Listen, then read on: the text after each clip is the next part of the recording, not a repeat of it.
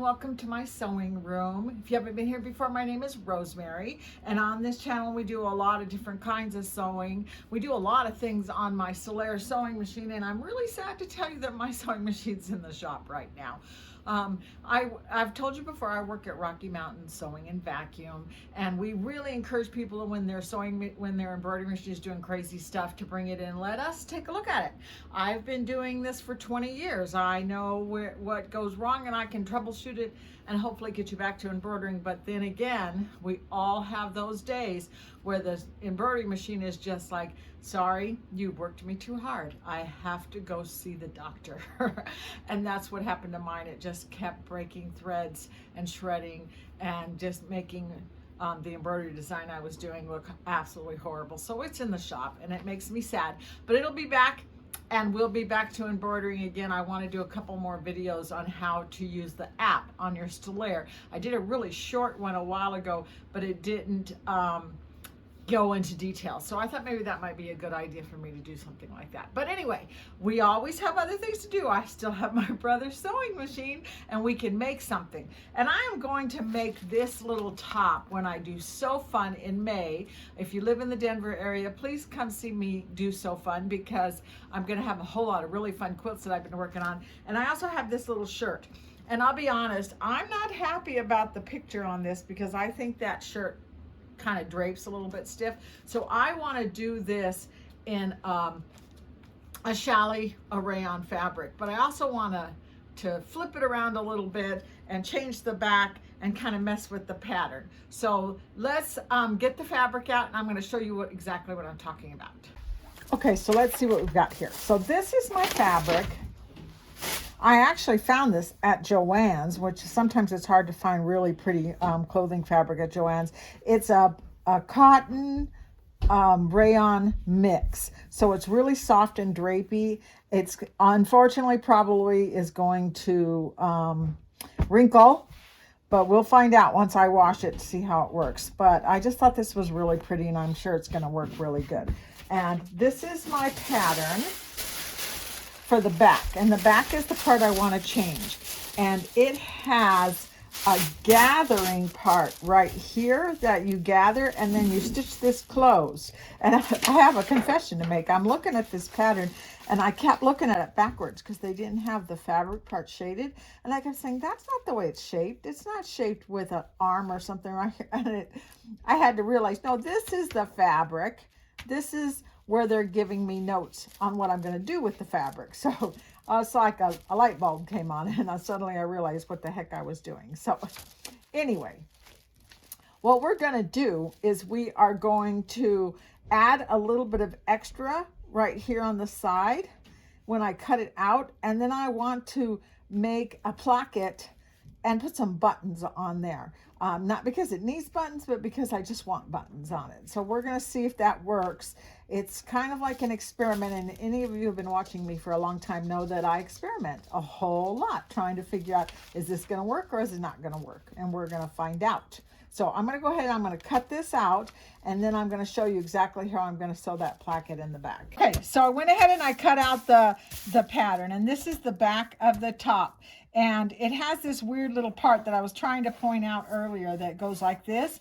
And the reason it has that is because it has a gathered back that gives you just a little bit more drape. What I want to do is across this top part is I want to be able to put some fun little buttons just to give the back some character.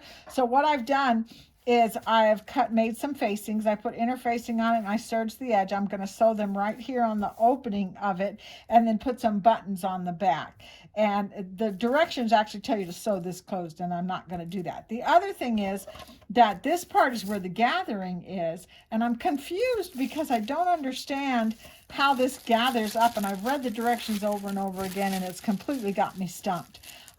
So what I did, it looks to me like there's a cutting line here, even though it doesn't say to do it. So I went ahead and I cut that to the dot, and then I'm going to gather it across, I'm going to put that placket in there, and then I'm going to sew it to the top part. And hopefully that's going to come out exactly what I'm trying to do. Like I said before, we're experimenting here, and we're going to try and do this all together. So let's see what happens. So I went ahead and I sewed those facing pieces onto the back. Remember I said that these two pieces should be sewn together according to the pattern, and just to mix it up a little bit, I made two facing pieces. I sewed them onto the back here, and across the top like this, and then I'm going to just flip them around like this so that I have a nice finished placket on the back of my blouse.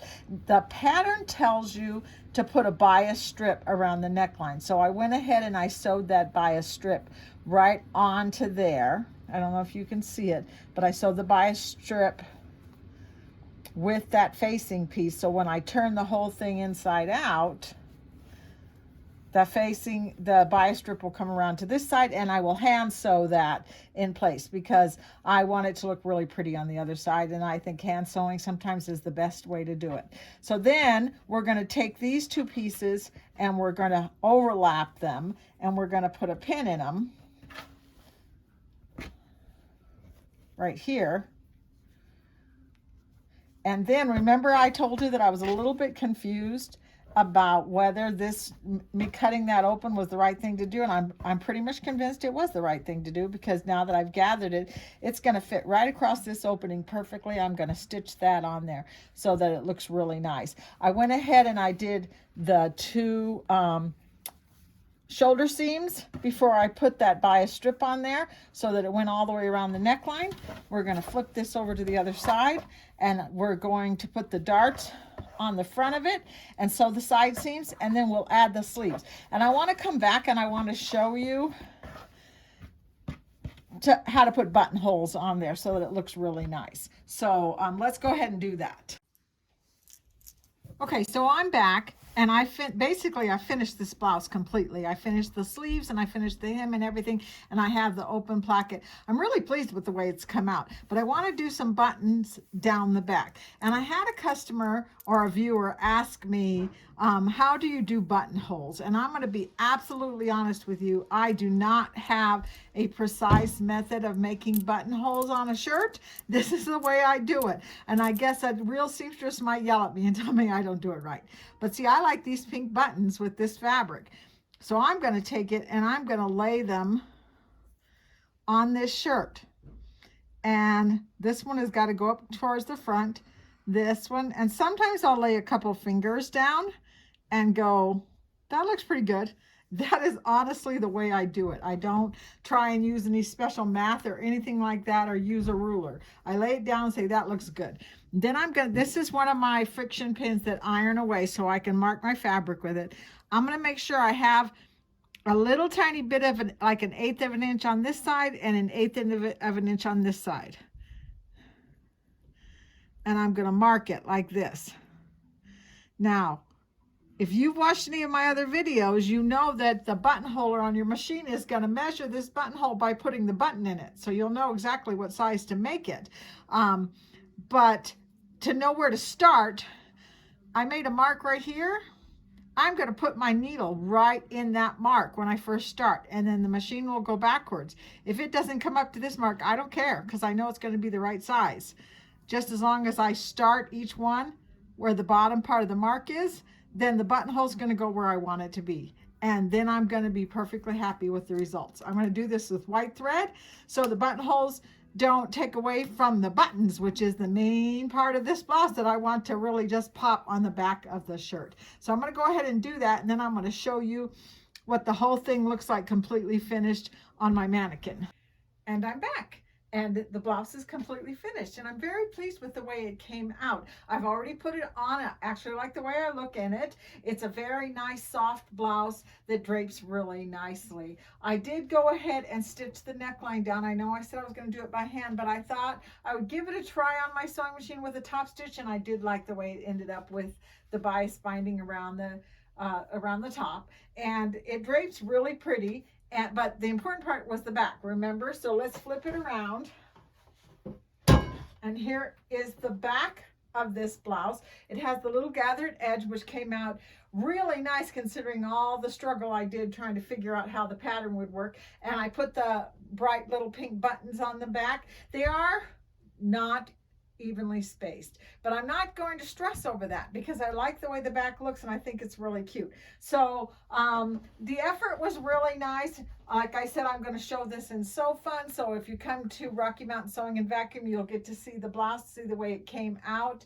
And I hope you liked watching this little video on sometimes watching Rosemary try and figure out how to make a pattern come out the way I want it to. And I will see you next time. Bye-bye.